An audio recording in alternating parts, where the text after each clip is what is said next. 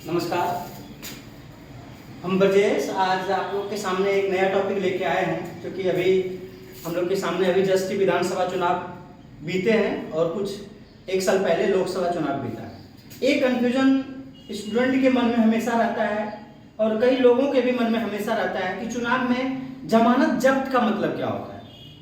तो कई तरह कन्फ्यूजन इस बात में उठते हैं कि जमानत जब्त मतलब चुनाव के बाद चुनाव के प्रत्याशी हैं उस पर किसी तरह की कार्रवाई की जाती है या फिर और क्या किया जाता है। इस तरह कई तरह के क्वेश्चंस मन में बनते हैं। तो चलिए आज हम उसको यहाँ पे सॉर्ट आउट करते हैं। देखिए, चुनाव में जमानत जब्त जो है ना, उसका मतलब क्या होता है। उसका मतलब ये होता है कि हमारे यहाँ मूल रूप से जो है ना दो चुनाव होते हैं, एक सेंट्रल स्तर पे होता है, दूसरा स्टेट स्तर पे होता है।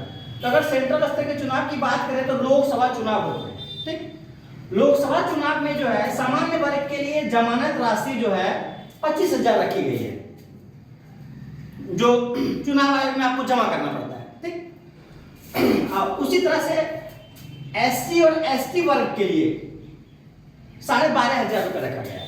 ठीक, उसी प्रकार विधानसभा चुनाव के दौरान जो है सामान्य राशि जो है 10,000 और उसके बाद उसके नीचे जो है 5,000 रखी गई है। तो समझने का मतलब यह है कि सर जमानत चुनाव के समय जमानत जब्त का मतलब क्या होता है। तो चूंकि हम जानते हैं कि चुनाव में सब कुछ वोट पे आधारित होता है, जिस लिए हम आए हैं उस सबसे मैटर उठता है कि वोट कितना लाए, क्या लाए। अगर हम मेन क्वेश्चन मेरा होता है कि जमानत जब्त कब होता है। जमानत जब्त तब होता है उम्मीदवार का जब यदि उम्मीदवार डाले गए कुल वैध मतों का 1.6 भाग नहीं ला पाए। कुल वैध मतों का 1/6 भाग अगर हासिल नहीं कर पाता है तो प्रत्याशी का जमानत जब्त समझा जाता है, जब्त समझा जाता है। अगर और या फिर इस परसेंटेज को नहीं तो 100 में अगर मान लीजिए आप 16.67% मत नहीं ला पाते हैं तो आपका जमानत जब्त समझा जाता है। जैसे एग्जांपल के तौर पे अगर हम लोग समझने का प्रयास करेंगे कि मान लिए किसी लोकसभा में या किसी विधानसभा में 1 लाख मत, 1 लाख मत मान लीजिए। ठीक, आपको 1 लाख मत है, आपको जैसे कि 1 लाख कुल मतों की संख्या है।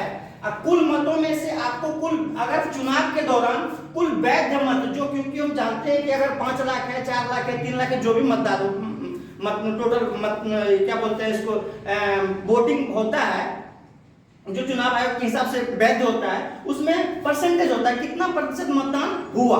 ठीक, तो मानते हैं कि अगर 1 लाख मत परसेंट में 60% मतदान हुआ तो 60,000 मतदान हुआ। ठीक, 60,000 मतदान में आपको 60,000 मतों में ही 1/6 हासिल करना पड़ता है। जस्ट लाइक अगर एग्जांपल के तौर पे हम लोग फॉर्मूलेटिक में समझने का प्रयास करेंगे मैथमेटिकल सेंटेंस में, तो 1 लाख का 60,000 का 1/6 भाग, 60,000 का 1/6 भाग अगर हासिल करेंगे तो यहाँ पे 10,000 आता है। ठीक, इस परसेंटेज को आपको लाना होता है। यही बताना था कि चुनाव में जमानत जब्त का मतलब और भी किसी तरह का कोई कारण नहीं होते हैं। अगर आप 1/6 भाग या 16.67% वोट कुल वैध मतों में नहीं ला सकते हैं तो आपको जो है जो आप जमानत राशि जमा किए हैं ना, वो राशि आपको चुनाव आयोग वापस नहीं करती है।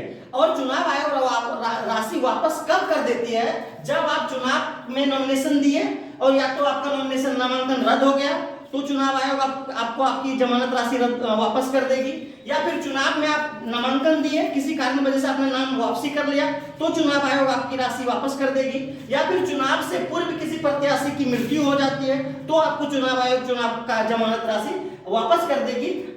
और अगर आप चुनाव में कुल वैध मतों की संख्या को वापस हासिल नहीं कर पाते हैं तो चुनाव आयोग आपकी राशि को रख लेता है। इसी का अर्थ होता है चुनाव में जमानत जब्त हो जाना। धन्यवाद।